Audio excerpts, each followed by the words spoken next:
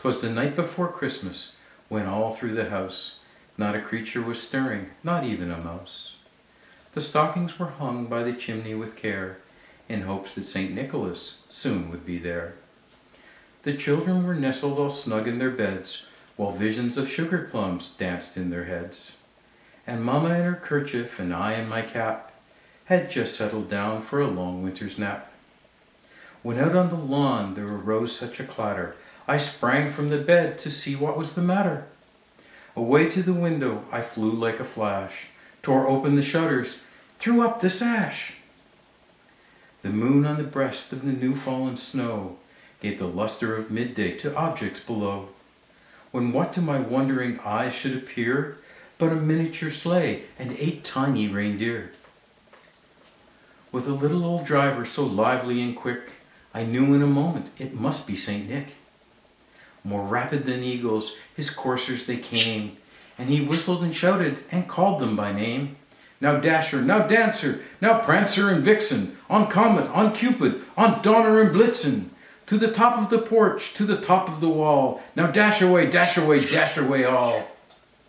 As dry leaves that before the wild hurricane fly, when they met with an obstacle, mount to the sky. So up to the housetop the coursers they flew, with the sleigh full of toys and St. Nicholas too. And then in a twinkling I heard on the roof the prancing and pawing of each little hoof. As I drew in my hand and was turning around, down the chimney St. Nicholas came with a bound. He was dressed all in fur from his head to his foot, and his clothes were all tarnished with ashes and soot.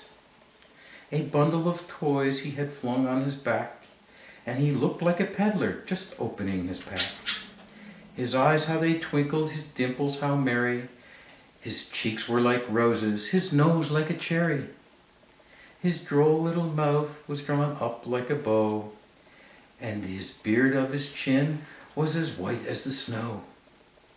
The stump of his pipe he held tight in his teeth, and the smoke it encircled his head like a wreath.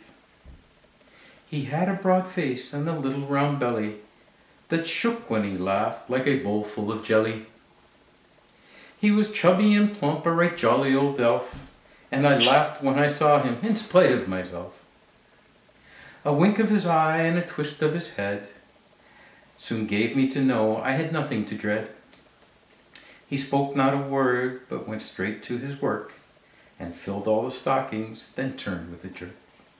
And laying his finger aside of his nose, and giving a nod, up the chimney he rose.